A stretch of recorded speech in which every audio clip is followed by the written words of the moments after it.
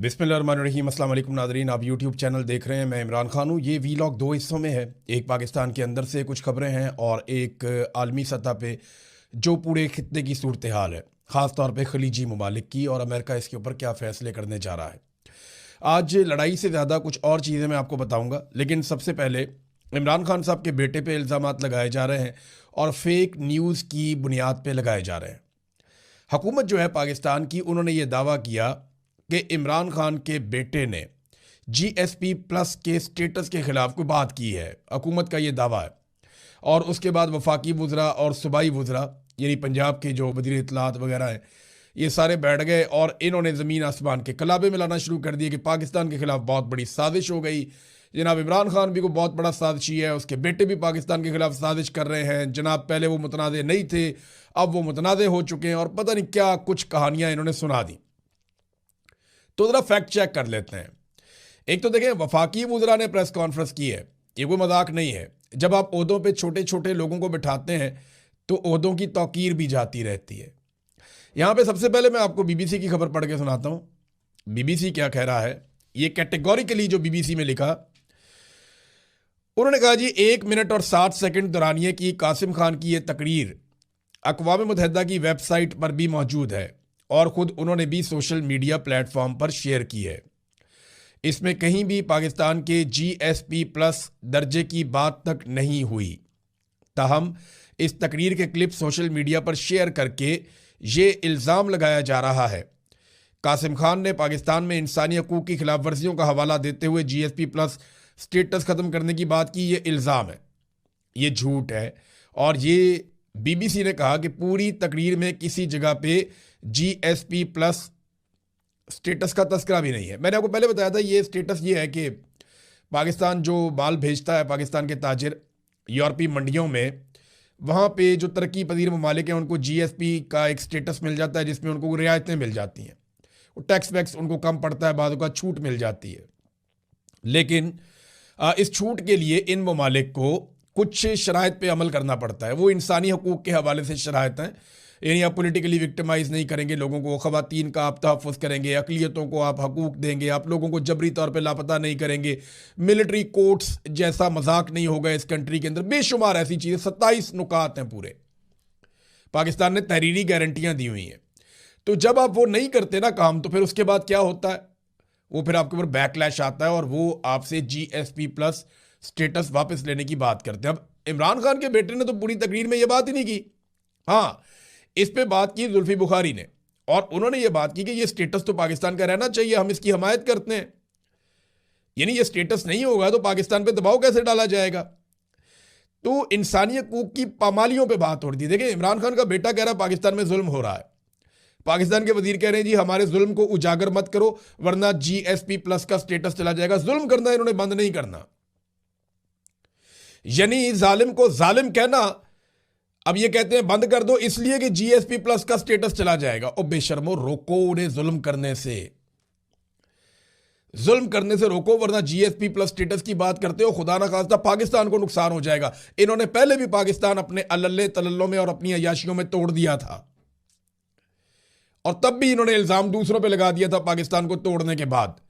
Hamood रिबान commission की report निकाल कर देखें तो उसमें लिखा हुआ है कौन कौन जिम्मेदार है। लेकिन इन्होंने पहले भी मलबा किसी और पर डाल दिया, और अब बेड़ा गर्क, इकोनॉमी का बेड़ा गर्क किसने किया? इन्होंने किया। पाकिस्तान की एक्सपोर्ट्स को किसने ब्रेक लगा दी? इन्होंने लगाई। सरमायाकारी का 50 साल रिकॉर्ड किसने तोड़ दिया बेड़ा गर्क करने का? वो इन्होंने तोड़ा। जो गुर्बत का रिकॉर्ड है, महंगाई का रिकॉर्ड है, बेरोजगारी का रिकॉर्ड है, वो सारे इन्होंने तोड़े। जितनी इंडस्ट्री है जिसने एक्सपोर्ट्स करनी है, उनकी कॉस्ट ऑफ प्रोडक्शन इतनी बढ़ा दी कि वो इंडस्ट्री बंद हो रही है। और भाई, जिन लोगों ने सामान बना के यूरोप की मंडियों में भेजना था, वो तो आप बंद कर रहे हैं। फैक्ट्रियां मिलें तो आप बंद कर रहे हैं। 150 बड़ी मिलें बंद हो चुकी हैं पाकिस्तान के अंदर। गैर मुल्की सरमायाकार पाकिस्तान से भाग रहे हैं। मल्टीनेशनल कंपनियां पाकिस्तान को छोड़ छोड़ के जा रही हैं, और ये मलबा डाल रहे हैं उस शख्स पे जिसने नाम भी नहीं लिया। ये अपनी सारी बर्बादी का मलबा हर दफा किसी और पर डालते हैं। ये BBC की आपको खबर थी ना। आगे जरा आप देखें डॉन न्यूज़ क्या कह रहा है। ये पाकिस्तान का एक मोतबर इदारा है, वो ये कह रहा है कि जो क्लेम किया गया है ना वायरल क्लिप के हवाले से, जो साबिक वज़ीर आज़म इमरान खान के बेटे कासिम खान ने को डिमांड की है GSP प्लस स्टेटस की, वो गलत है। ये डॉन ने भी कहा कि ये फेक न्यूज़ है। और आप अंदाज़ा करें कि पाकिस्तान का इंफॉर्मेशन मिनिस्टर और पंजाब की इंफॉर्मेशन मिनिस्टर ये दोनों फेक न्यूज़ के ऊपर आकर प्रेस कॉन्फ्रेंस कर देते हैं। अब ज़रा कुछ हकीकत भी आपके सामने रख देते हैं। ये देखिए आप, ये नाजरीन, यूरोपियन यूनियन एक जल्दी रिपोर्ट जारी करने लगा है GSP प्लस स्टेटस के हवाले से, और इस पे काम अभी से नहीं, काफ़ी अरसे से हो रहा है। उनके नुमाइंदे पाकिस्तान में आए भी थे। हुकूमत को इस बात का खतरा है कि उनका GSP प्लस का स्टेटस जा सकता है, और वो इस बात से डरे हुए हैं क्योंकि ये उनके ऊपर हथौड़ा बन के गिरेगा। तो अब ये किसी और के खाते में डालने के चक्कर में है। हालांकि पाकिस्तान तहरीक इंसाफ ने या इमरान खान के बेटों ने ऐसी कोई बात नहीं की है। मैं आपको ये बता देता हूं कि यूरोपीय यूनियन का वफद अक्टूबर और नवंबर 2025 में पाकिस्तान आया था, और ये सहाफ़ी हैं हमारे शहजाद पराचा साहब, उन्होंने भी खबर दी है, और लोग भी है, और ये ऑन रिकॉर्ड है, ये रिकॉर्ड के ऊपर है। इससे पहले भी वो चक्कर लगाते रहे हैं। उनकी टीमें पाकिस्तान में जब आई थी तो मैंने आपको रिपोर्ट भी किया था कि यूरोपीय यूनियन का वफद पाकिस्तान में मौजूद है और वो इनसे सवाल जवाब कर रहा है। जब इन्होंने उठाया था सोहराब बरकत को, तो उस वक्त भी मैंने आपको बताया था कि यूरोपीय यूनियन का वफद फिर मौजूद है पाकिस्तान में और वो सवाल जवाब कर रहा है। अब उन्होंने बहुत सारे सवालात दिए थे हुकूमत को, और हुकूमत उन सवालात के जवाबों में मुतमईन नहीं कर पाई थी।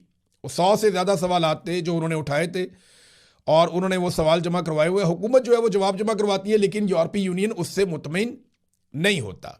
वो बार बार ये कह रहे हैं कि आप गलत काम कर रहे हैं, आप पाकिस्तान में ज्यादतियां कर रहे हैं, उनको बंद करें। हमने आपको जो सहूलत दी हुई है वो ज्यादतियां बंद करने की वजह से दी हुई है, लेकिन आप तो ज्यादती लगातार कर रहे हैं। अब हुकूमत को यह पता है कि जुल्म तो वो बंद कर नहीं सकते। GSP प्लस स्टेटस अगर उनसे छिन जाता है तो किसके खाते में डालें? तो ये है सारी कहानी जो ये लोग कर रहे हैं। जब फैटफ का मामला आया था ना पाकिस्तान में, तो मैं आपको एक चीज़ याद दिलाता हूं कि इमरान खान के बेटों ने तो कोई बात ही नहीं की GSP प्लस स्टेटस पे। तो जो फ़ायदा उठाना था जिस इंडस्ट्री ने, उसको तो हुकूमत ने वैसे ही बंद कर दिया, बेड़ा गर्क कर दिया उनका। लेकिन जब फैटफ का बिल आया था जिसका पाकिस्तान के ऊपर बड़ा इम्पैक्ट आ रहा था, तो उस दौर में नून लीग ने बतौर अपोजिशन जमात अपने लीडर के लिए शराइत रख दी थी, यानी ज़ाती मफादात, ज़ाती फ़ायदे अपनी लीडरशिप के मांग लिए थे नून लीग ने कि हम फैटफ पास करवाते हैं, नहीं तो हम मुखालफत करेंगे। फिर जॉइंट सेशन बुलाकर उसको किसी भी तरीके से पास करवाया गया था। तो ये एक फ्रॉड है, एक बेईमानी, एक प्रोपेगेंडा किया जा रहा है। तो हर पाकिस्तानी को ये बात ज़हन में रखनी चाहिए कि किसी के कहने से कभी भी GSP प्लस स्टेटस नहीं जाता। ट्रंप इनके साथ है, वो शायद इनको बचा ले, लेकिन GSP प्लस स्टेटस का ताल्लुक किसी के बयान से नहीं होता, किसी के कहने से नहीं होता। इसका ताल्लुक बराह रास्त इंसानी हकूक़ के मामलात से होता है, अक़लियतों के हकूक़ के मामलात के साथ होता है, ख़वातीन के हकूक़ के मामलात के साथ होता है, कैदियों के हकूक़ के मामलात के साथ होता है, पॉलिटिकल विक्टिमाइजेशन के साथ होता है, आज़ादी इज़हार राय के साथ होता है, जो पाकिस्तान में है ही नहीं। मैं आपके सामने मिसाल बैठा हूँ, जबरी गुमशुदगियों के सामने होता है, इसके हवाले से होता है, जो है ही नहीं पाकिस्तान में। जाली मुकदमात के हवाले से होता है, जो है ही नहीं पाकिस्तान में। मिलिट्री कोर्ट के अंदर सिविलियन के ट्रायल से होता है, जो पाकिस्तान में इन्होंने जुल्म किया है। अदलिया की आज़ादी नहीं है पाकिस्तान में। इन चीज़ों के साथ GSP प्लस स्टेटस जो है वो मुंसलिक है। इमरान खान के बेटे के कहने के ऊपर, अव्वल तो उसने कहा ही नहीं, अगर वो कहता भी तो ये नहीं होना था। ये हुकूमत की अपनी करतूतों की वजह से होगा जब होगा, और ये बात आप सब अपने ज़हन में रखिएगा। अब नाजरीन आए, डोनाल्ड ट्रंप ने एक ताज़ा धमकी लगाई है। आलमी खबरों की तरफ आते हैं, एक दो लोकल खबरें और हैं वो आपको मैं बाद में देता हूँ। लेकिन डोनाल्ड ट्रंप ने जो धमकी लगाई है, अमरीकी सदर डोनाल्ड ट्रंप ने ईरानी मुज़ाकरातकारों को बहुत मुख्तलिफ और अजीब करार दे दिया है। ट्रंप ने दावा किया कि वो अमेरिका से मुआहदे के लिए भीख मांग रहे हैं। उन्होंने मज़ीद कहा कि ईरानी फ़ौज बिल्कुल तबाह हो गई है और इनकी वापसी का अब कोई इम्कान नहीं है, 0% है। और उन्होंने अपने पैगाम में कहा कि इसके बावजूद वो अवामी तौर पर कहते हैं कि वो महज हमारी तजवीज़ पर गौर कर रहे हैं, जो कि एक झूठ है। बेहतर है कि वो जल्द अज जल्द संजीदा हो जाएं, इससे पहले कि बहुत देर हो जाए। सदर ट्रंप ने मजीद कहा कि एक बार देर हो गई तो दोबारा आपको मौका नहीं मिलेगा। तो ये ईरान को डोनाल्ड ट्रंप ने धमकी लगाई। अच्छा, एक तरफ डोनाल्ड ट्रंप ईरान को कह रहे हैं कि संजीदा हो जाओ, बहुत ज़रूरत है आपको संजीदा होने की, फ़ौरन संजीदा हो जाओ। दूसरी तरफ वही डोनाल्ड ट्रंप क्या कर रहा है, ये ज़रा देखिए डोनाल्ड ट्रंप का स्टेटमेंट। ईरानी मुझे अपना सुप्रीम लीडर बनाना चाहते थे, लेकिन मैंने इनकार कर दिया और मैंने कहा जी मैं नहीं बनना चाहता, शुक्रिया। ए देखो, एक तरफ यही शख्स कह, और हंसते हुए डोनाल्ड ट्रंप ने ये स्टेटमेंट दे दिया मज़े से, लोग भी खुशियां मना रहे हैं। यानी कोई ये सोच सकता है, कोई ये इमेजिन कर सकता है कि आयतुल्लाह अली खामनाई की शहादत के बाद ईरानी उठेंगे और उठ के डोनाल्ड ट्रंप को अपना सुप्रीम लीडर बना देंगे? Is it possible? तो डोनाल्ड ट्रंप ने इसी किस्म के मजाक किए हैं हमेशा दुनिया के साथ कि मैं जंगों को रुकवाने वाला हूं, मैं बोर्ड ऑफ पीस में जो है वो पूरी दुनिया को अमन में ले जाऊंगा, मेरे फेवरेट फील्ड मार्शल और वज़ीर आज़म शहबाज शरीफ से वो लतीफ़े सुनवाता है कि मैं सलूट करता हूं, आप दुनिया के सेवियर हैं, दुनिया को आपकी ज़रूरत है इस वक्त, आपने कमाल कर दिया, आपको रमज़ान मुबारक के महीने में मुबारकबादें हों, और पता नहीं क्या कुछ शहबाज शरीफ ने गेम चुकी हुई है, आसिम मुनीर साहब ने भी गेम चुकी हुई है, और डोनाल्ड ट्रंप ने इनकी गेम। ये कितना संजीदा आदमी है, आपने यहां से अंदाज़ा लगा लें कि कितना डोनाल्ड ट्रंप ईरान को जानता है। बस इतना ही वो पाकिस्तान को भी जानता है कि ईरान जिसके साथ वो जंग में है उसके बारे में ऐसा मज़ायका खेज दावा कर दिया कि जनाब वो कहते हैं कि सुप्रीम लीडर बन जाओ, तो मैंने शुक्रिया अदा किया कि नहीं, मैं नहीं बनना चाहता। और अमेरिका में ये कहानी सुना दी डोनाल्ड ट्रंप ने। तो ईरान को कह रहे कि संजीदा हो जाओ, और अपनी संजीदगी का आलम आप सिर्फ इस मामले में यहां पे देख सकते हैं। ये जो जंग है ना, ये डोनाल्ड ट्रंप को बचाने के लिए थी, यानी डोनाल्ड ट्रंप ने अपनी स्किन बचाने के लिए ये जंग लड़ी थी। लेकिन उल्टा हुआ ये कि ये जंग डोनाल्ड ट्रंप को सहारा देने की बजाय लेके डूब रही है। एप्स्टीन फाइल से तवज्जो हटानी थी, कुछ दीगर मामलात में डोनाल्ड ट्रंप को हीरो बन जाना था, फिर अमेरिका के अंदर जो इख्तलाफात बहुत बढ़ गए हैं, नो किंग मूवमेंट भी चल रही है। 28 तारीख को एक बहुत बड़ा 2 दिन के बाद वहाँ पे एहतजाज होने जा रहा है, हफ्ते वाले दिन अमेरिका में, और दावा ये किया जा रहा है कि बड़ा खौफनाक एहतजाज होगा, 9 मिलियन लोग निकाले जाएंगे। लेट्स सी इतने लोग निकलते हैं या नहीं, लेकिन इससे पहले उन्होंने जो जो टारगेट रखा है, पहले 3 मिलियन, फिर 5 मिलियन, फिर 7 मिलियन, तो उनके चारों एहतजाज कामयाब हुए हैं। 5वीं मरतबा वो 9 मिलियन लोग निकालते हैं तो ट्रंप पे प्रेशर बढ़ेगा। तो अगर ये प्रेशर ऐसे ही बढ़ता है, डोनाल्ड ट्रंप इन सारी चीज़ों से निकलने के लिए ईरान पे हमलावर हो गया था, क्योंकि डोनाल्ड ट्रंप के दिमाग में बराक ओबामा के दौर से एक बात बैठी हुई है कि ईरान पे जब अटैक किया जाए तो तवज्जो हटाई जाती है और पॉपुलैरिटी मिलती है और मिड टर्म इलेक्शन में फ़ायदा होता है।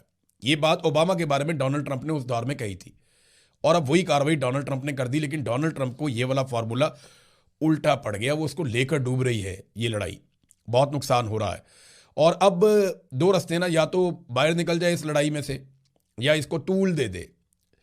कुछ लोग ये इम्कान जाहिर कर रहे हैं और अमेरिका के अंदर से कर रहे हैं कि जिस तरीके से मिडल ईस्ट में फ़ौजें पहुंचाई जा रही हैं, जैसे अमेरिका अपनी फ़ौजों को वहाँ लेकर जा रहा है और दुनिया पर दबाव डाल रहा है कि हमारे साथ शामिल हो जाओ, तो मुमकिन है कि खित्ते की दीगर फ़ौजों को साथ लेकर अगर नेटो साथ नहीं भी आता तो अमेरिका ईरान के कुछ इलाकों पे और जजीरों पे कब्जा करने की कोशिश करे। ये बहुत बड़ा रिस्क होगा। अगर ईरान के पास वाकई में भी ड्रोन्स और मिसाइल बाकी बचे हैं, जो उनका दावा है कि उनके पास महीनों के लिए बाकी बचे हुए हैं, यानी ईरान का दावा तो ये है कि हमारे पास बहुत सारे हथियार हैं, अभी हम लंबा लड़ सकते हैं। अगर तो उनका दावा ठीक है और उनके पास ड्रोन्स और हथियार उसी मिकदार में हैं जैसे वो कहते हैं या उनके जर्नलिस्ट कहते हैं, तो ये तो बहुत ज़्यादा खून खराबा हो जाएगा अमेरिका का, और उनके लिए बड़ी प्रॉब्लम हो जाएगी। वो खुद अपने फौजियों को ईरानियों के सामने लाकर खड़ा कर देंगे, जो अभी तक उन्होंने नहीं किया और अपने आप को बचाने की कोशिश की है।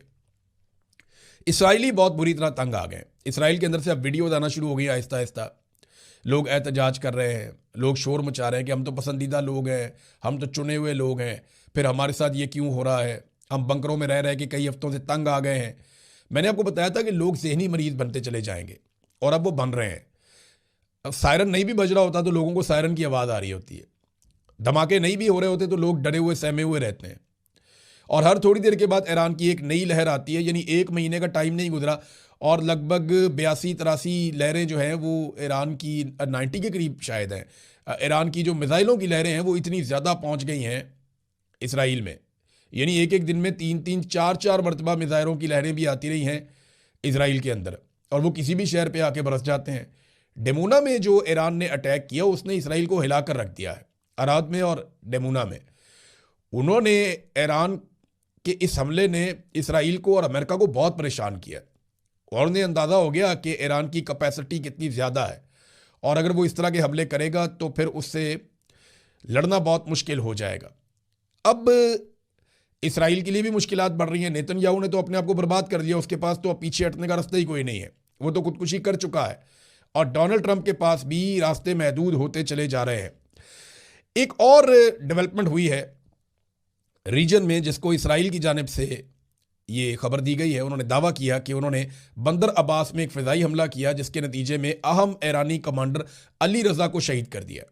ये अली रज़ा कमांडर वो है जिसके ज़िम्मे था कि आबना हुर्मुज़ को बंद रखना, ये इसराइल ने दावा किया। अब इससे क्या आबना हुर्मुज़ खुल जाएगा? तो ईरान एक मुल्क है, वो एक कौम है, उनके साथ और बहुत सारे लोग हैं। वो एक फ़ौजी शहीद हो जाएगा, दूसरा आ जाएगा। जिस मुल्क को आयतुल्लाह अली ख़ामनेई की शहादत से फ़र्क नहीं पड़ा, उसे एक कमांडर की शहादत से तो फ़र्क नहीं पड़ेगा ना। वो आबना हुर्मुज़ को बंद रखेंगे। अब उसको खुलवाने के लिए ताकत का इस्तेमाल अगर अमेरिका करने जाता है तो ये अमेरिका के लिए बड़ा मुश्किल और कठिन काम होगा। लेकिन अगर वो किसी तरह मुज़ाकरात से ये मामला हल कर लेता है तो शायद डोनाल्ड ट्रंप को कोई फेस सेविंग मिल जाए। नाज़रीन, अरब ममालिक के लिए भी ना अब सिचुएशन मुश्किल होती जा रही है। रोज़ाना अरबों डॉलर का नुकसान हो रहा है। यूएई का जो नुकसान हुआ वो शायद सबसे ज़्यादा है, क्योंकि उनकी सारी रियल स्टेट मार्केट है, उनकी टूरिज्म की एक बहुत बड़ी मार्केट है, उनकी ऑयल की एक मार्केट है, गैस की मार्केट है, दीगर बहुत सारा पैसा यूएई के अंदर आता है, वो चीज़ें निकल रही हैं वहाँ से। तो यूएई का बहुत ज़्यादा माली नुकसान हुआ। अब इसमें उन्होंने एक बड़ा बोल्ड डिसीजन लिया यूएई ने। खबर यह है कि मुत्तहिदा अरब अमारात ने ईरान के साथ जंग बंदी मुस्तरद कर दी और वो ईरान के खिलाफ ज़मीनी हमले में शामिल होगा। ये रॉयटर्स ने और वॉल स्ट्रीट जर्नल ने यह खबर दी है। वो मुतालबा करते हैं कि तेहरान के मुकम्मल खतराती नेटवर्क को पहले ख़त्म किया जाए, जिनसे हमें ख़तरा है वो सारा नेटवर्क तेहरान के अंदर ख़त्म किया जाए, ये यूएई ने कहा। और जो एक सफ़ीर है यूसुफ अल अतीबा, उन्होंने तस्दीक की है कि मुत्तहिदा अरब अमारात आबनाए हुर्मुज़ को दोबारा खोलने की कोशिशों में शामिल होगा। वो आलमी तेल के लिए एक अहम गुज़रगाह है। उन्होंने कहा कि अमेरिका में मुत्तहिदा अरब अमारात की जो 1.4 ट्रिलियन डॉलर की यानी 1400 अरब डॉलर की सरमायाकारी का जो मामला है वो भी हम जारी रखेंगे, ख़त्म नहीं करेंगे। उन्होंने कहा कि ईरान को टिकाने लगाए बगैर मशरिक़ वस्ता में अमन मुमकिन नहीं है, लिहाजा जंग बंदी मुस्तरद कर दी है। अमेरिका और इसराइल से मुतालबा किया कि ईरान को मुकम्मल टिकाने लगाया जाए, इनका काम तमाम किया जाए ताकि खित्ते में अमन हो। अब ये जो है सोशल मीडिया के ऊपर बाकायदा ये खबर मौजूद है और ईरान के मामले में यूएई का अपना एक मौक़िफ़ है और यूएई के ऊपर अटैक भी बहुत किया है ईरान ने। यानी अगर इसराइल के बाद किसी मुल्क को सबसे ज़्यादा डैमेज हुआ है तो गालिबन ऐसा दिखाई देता है कि वो यूएई है, दुबई है। काफ़ी नुकसान हुआ वहाँ पे और बहुत सारे लोग जो हैं वो ये मुल्क छोड़ कर गए हैं। बड़ी तादाद में अभी भी वहाँ एयरपोर्टों से लोग निकलना चाहते हैं। नाज़रीन, रूस को बहुत फ़ायदा हो गया इस सारी लड़ाई में। यानी रशिया ने जो इजाफी पैसा बनाया है वो रशिया सोच भी नहीं सकता था। इस एक महीने की लड़ाई में रूस ने गैस और तेल की मद में जो इजाफी पैसा बनाया वो लगभग 10 से 12 अरब डॉलर है।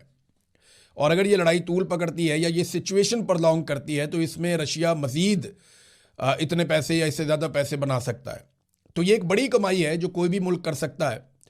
तो रशिया को बहुत फ़ायदा हो गया इस लड़ाई में। अमेरिका को, इसराइल को नुकसान हुआ, ईरान को बहुत नुकसान हुआ, मिडल ईस्ट को बहुत नुकसान हुआ, लेकिन रशिया को फ़ायदा हुआ। चाइना का तेल नहीं रुका, चाइना को तेल की सप्लाई ईरान ने जारी रखी, उसकी वजह से चाइना को उतना नुकसान नहीं हुआ।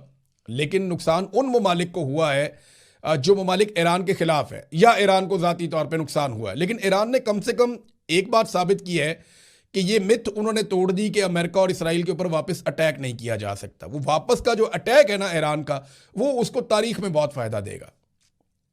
लेकिन इस मरले पे बहुत सारे लोग ये कह रहे हैं और ईरान के अंदर भी ये सोच मुख्तलिफ लोगों में मौजूद है कि अगर बेहतर मुज़ाकरात हो जाएं और एक अच्छी डील हो जाए जंगबंदी की तो वो कर लेनी चाहिए, और अपने सिक्योरिटी पे कंप्रोमाइज़ किए बगैर अगर कोई डील होती है तो वो ईरान को सूट कर सकती है। अब नाज़रीन, पाकिस्तान वापस आते हैं। वहाँ से दो खबरें हैं। एक तो मुराद सईद साहब की जो सेनेट की नशिस्त है उसको फ़ारिग कर दिया गया। 9 मई का केस है जनाब, ATC अदालत है, उन्होंने कहा जी फ़ारिग करें। इलेक्शन कमीशन ने नोटिफाई भी कर दिया। तो मुराद सईद साहब को सिर्फ इसलिए कि इस्टेब्लिशमेंट को पसंद नहीं और कोई बात नहीं है। इसहाक डार जो है वो क्रिमिनल थे, वो भी एक दौर में, और पाकिस्तान से भागे हुए थे, इश्तिहारी थे, लेकिन सेनेटर के तौर पे बरकरार रहे। फिर उनको लाके पाकिस्तान में वज़ीर ख़जाना भी बनाया गया। हालांकि ये कहा जाता था कि उन्होंने तबाही फेरी है, लेकिन वापस लाके बनाया गया। तो एस्टेब्लिशमेंट को इससे कोई लेना देना नहीं है, कोई करप्शन करता है या कोई लूटमार करता है, इससे कोई लेना देना नहीं है, वो प्रॉब्लम ही कोई नहीं है। वरना हम अपने स्विस बैंकों से पैसा वापस मंगवा लेते। उन्हें ये प्रॉब्लम नहीं है। उन्हें अपने ज़ाती मफाद का मसला है कि हमारे रास्ते में कोई ना आए, जो हमसे इख्तलाफ करेगा उसको हम तबाह बर्बाद कर देंगे, और यही हम होता हुआ देख रहे हैं। नाज़रीन, एक और खबर है और ये पाकिस्तान से कुछ सहाफ़ियों ने दी है, और इसकी कंफर्मेशन आप भी कर सकते हैं कि जो गल्फ स्ट्रीम का जहाज़ है जो पंजाब गवर्नमेंट ने लिया था, बड़ा ही मुतनाज़ जहाज़ है, कभी ये इधर चला जाता है कभी उधर चला जाता है, तो इसको ट्रैक करते रहते हैं सहाफ़ी और लोग। तो अब जनाब ये खबर आई है कि इसकी पब्लिक ट्रैकिंग बंद करवा दी गई है।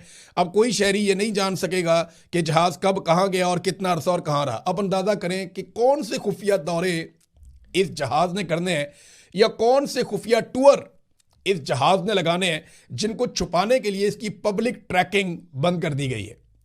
आप अंदाज़ा करें, दुनिया भर में शफाफियत होती है हुकूमतों में। सियासतदान अपने आप को नीट एंड क्लीन दिखाने के लिए बिल्कुल शफाफ रहते हैं, मैं यहाँ गया, ये टाइम मैंने यहाँ गुजारा, क्योंकि पब्लिक मनी है ना, पब्लिक का टाइम है। अब अवाम के पैसों से खरीदा हुआ 11 अरब का अय्याशी वाला जहाज, वो अय्याशी के लिए कहाँ जाएगा, इसके बारे में आप जान नहीं पाएंगे, क्योंकि उन्होंने उसकी पब्लिक ट्रैकिंग बंद करवा दी है मुबैना तौर पे। अब तक के लिए इतनी, अपना ख्याल रखिएगा, अपने इस चैनल का भी